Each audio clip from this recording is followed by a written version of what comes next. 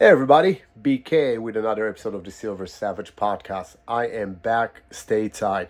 Before we get into today's episode, I do want to say I'm excited to be here. It has been great to share some of what I've been doing over there in my last podcast. If you haven't listened to it, go back to last week's episode and listen to it. See what I've been doing. I'm going to talk a little bit more about it in a minute, but before I do, I just want to say thank you to all of you that reached out, sent direct messages on social media, sent me text messages, emails, commented on the posts, showing support to what I've been doing over there and what we do as a community as a whole. I have people message me all the time saying that they love the podcast and they love the content that we're sharing. And honestly, that makes it all worthwhile because as you guys know, there's nothing that we charge for. Everything is free. And if we add value to you, then that is great. The only thing I would ask, if you guys don't mind, share it. Okay, invite other people to listen to it. Hopefully we can provide some value to them as well. And keep rating us, keep sending comments, and let us know also if there's something you want us to discuss and talk in this podcast that you find interesting. Our last episode, the one I dropped last week, did have the highest number of downloads since we started the podcast. So obviously you guys found that interesting. So I'm going to try to gear the podcast. I don't want to make it truly just about current events, but really about the life of a warrior, right? So we're going to keep pushing that down and hopefully give you even more value than we have been until now. Also, some exciting news. I can't go too in-depth into it, but let's just say that within the next few weeks, you will hear me drop some things about a community that we're establishing under the Silver Savage umbrella. Something we've been discussing and planning for years, honestly, since we started the podcast. If you go back to the very first episode, you'll probably hear us mentioning it. So we are actually pushing forward in that direction. So look forward to some community platforms that will allow us to interact with each other, do some more events, messaging directly, and a lot of other cool stuff. So that is coming. And on a personal note, there is one more thing that I'm going to be dropping in the next few weeks. Can't tell you too much about that either, so just look forward to that. So today's episode, I'm going to talk about who you are, what you are, and most importantly, why you are.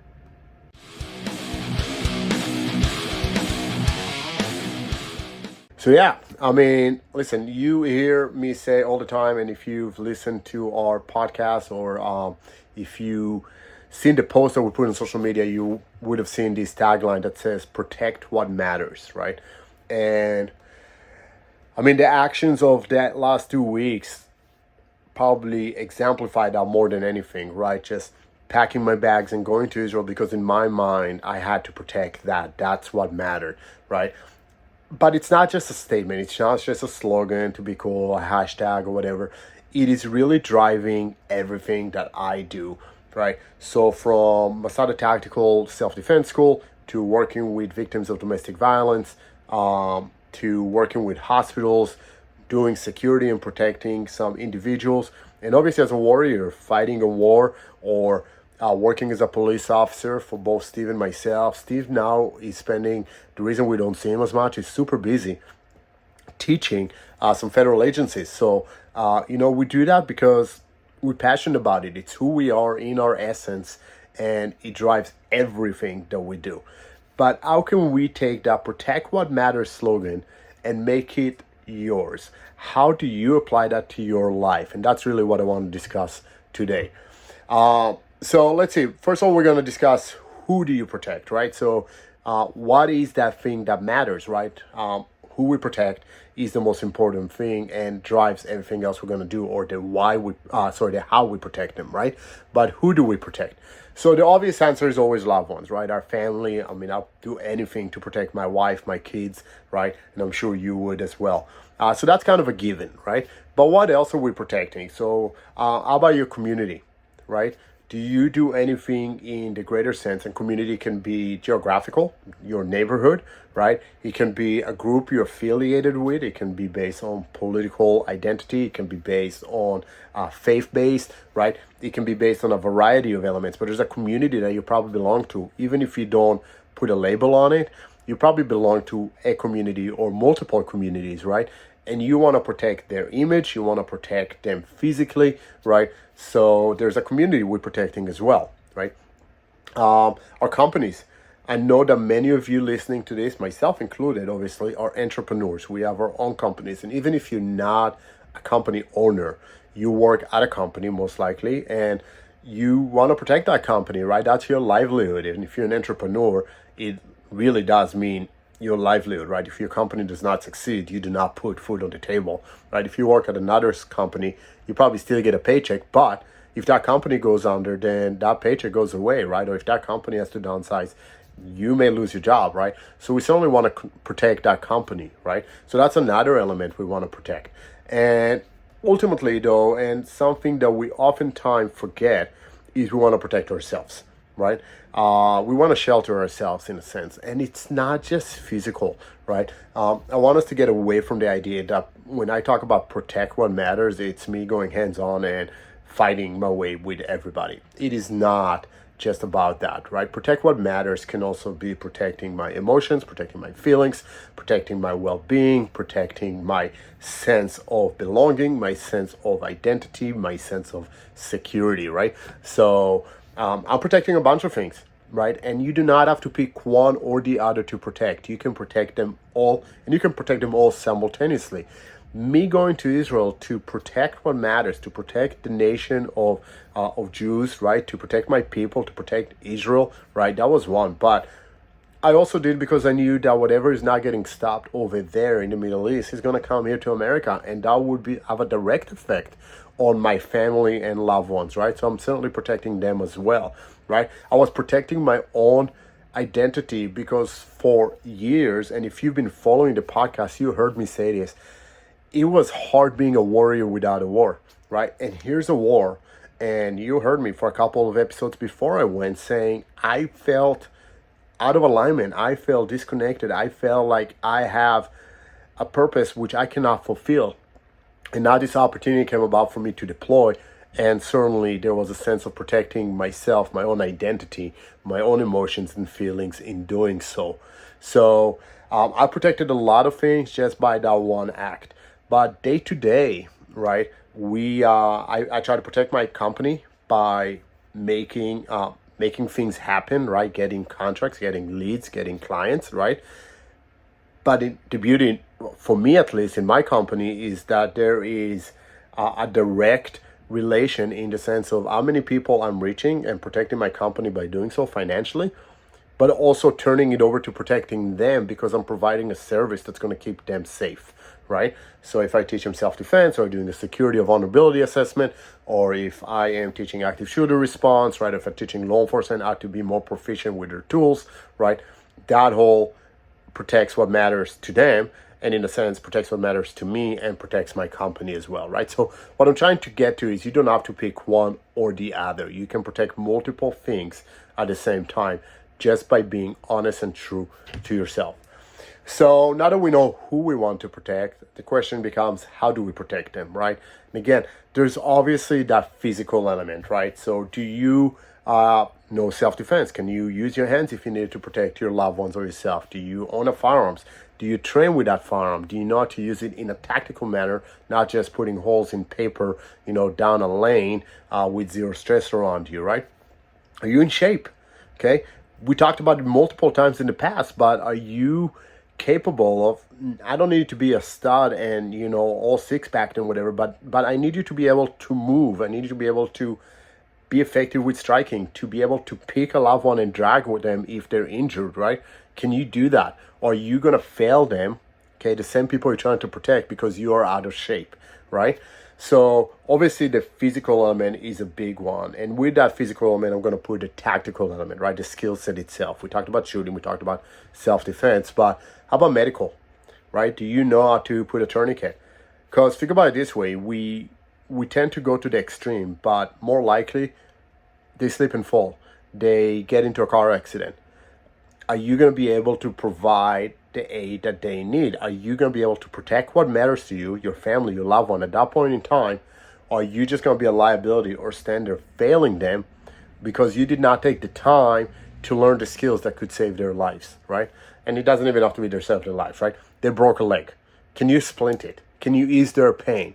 Can you get them to where they need to be? Or do you have to depend on calling 911, which, depending on where you are in the world, may be quick, may not be quick, right?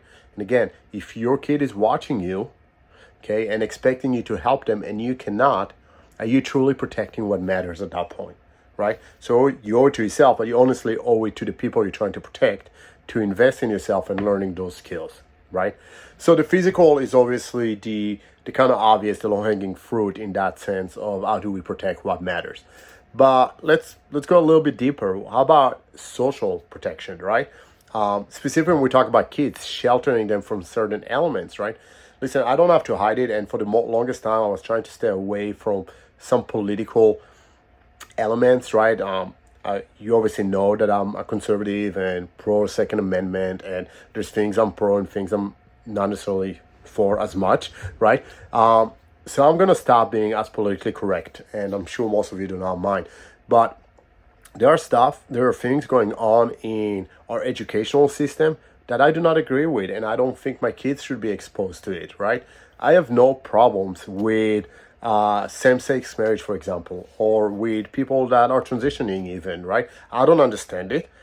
I'm not doing it, but it certainly doesn't affect me or hurt me when somebody else does. And in true transparency, I have a relative, a very close relative, that is going through the process, and I still love him or her, right, just as much. Again, I cannot understand it necessarily. It is not my world, but it does not change the way I feel. But with that said, I do have an issue when kids go to school and are being almost pushed aggressively by the educational system to explore that other option in a sense, right? And oftentimes behind the back of their parents, right? I do have a problem with that. And how do I shelter my kids from that? How do I protect them, right? How do I protect them from certain elements of social media, right? With everything that was going on in Israel, and giving you another example, there have been a lot of videos of atrocities done by Hamas, right? By the terror organization, from beheadings to mutilation to just torture of individuals. A lot of it has been filtering out. There is a 44-minute movie put together actually by the Israeli Defense Forces to show to the world what atrocities were done, right?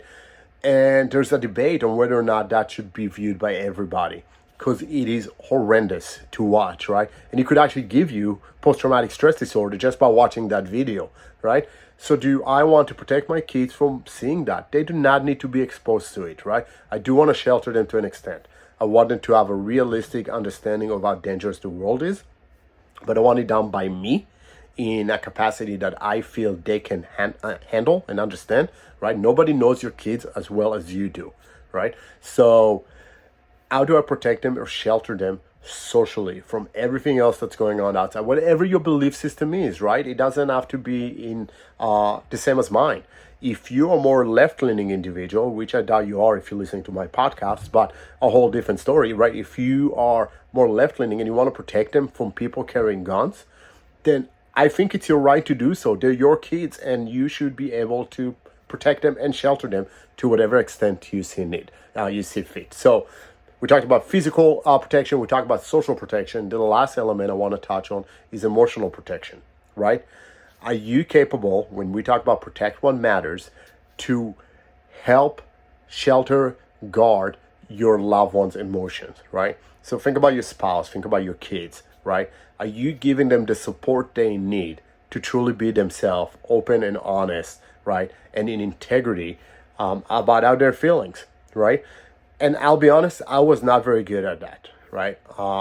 Obviously, a lot of failed relationships are a testament to the fact that I did not provide my significant others with the emotional support they needed. I was not able to protect that for them, and I failed them, in all honesty, right?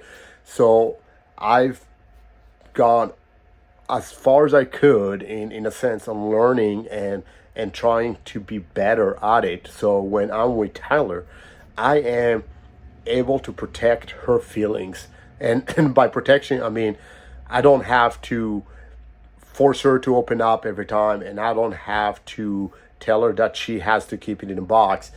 She has to feel comfortable and safe to be herself around me. And I think I've done a much better job at it just because I am able to understand now and see that, right? On the same token, are you letting yourself be open next to them, right? So protect what matters goes both ways. Are you allowing them to protect you? Do you feel comfortable enough in your relationship, right? So with Tyler, it's the first time that I feel comfortable sharing things that I never share with anybody else, right? She knows about traumatic experiences. She knows about my fears. She knows about my goals. And I feel comfortable sharing those because I feel protected, because she does a good job of supporting that. This last trip, again, is a perfect example. She knew how I felt about being a warrior without a war. And when I got the call, I had the opportunity to go and do something. And at the time it was training, but obviously, even if it wasn't, she did not hesitate for a second. She protected my feelings by telling me, go. And if you have to stay longer, stay. You do what you need to do. And I'm going to be here waiting for you and loving you and doing whatever I can do to support from afar. And that honestly made my life a lot easier. So protecting what matters is not just beating someone up, but it's also protecting their emotions, right? And protecting them from elements in society that we don't want them exposed to, right? So you need to start figuring out for yourself, for your environment, for your family, first, who you're trying to protect, okay? If you're married, it's certainly your wife, I would hope so, right? If you have kids, I would hope they fall under that category. If you have friends you care about and you're not a fake friend, right, I hope you want to protect them. I will drop everything, pick up a shovel and pick up some lye and go and help any partner or any friend to hide a body if they ask me to, right? And they know they can count on me for that. And I know I can count on them for the same thing, right? So am I protecting my friends as well, right? My community, as we said, right? And again, community can be any group that you associate yourself with, your nation. We're going into Veterans Day, right? I'm recording this on a Friday. You guys will see it on Monday or hear it on Monday, right after Veterans Day, right? Those veterans, they protected what mattered, right?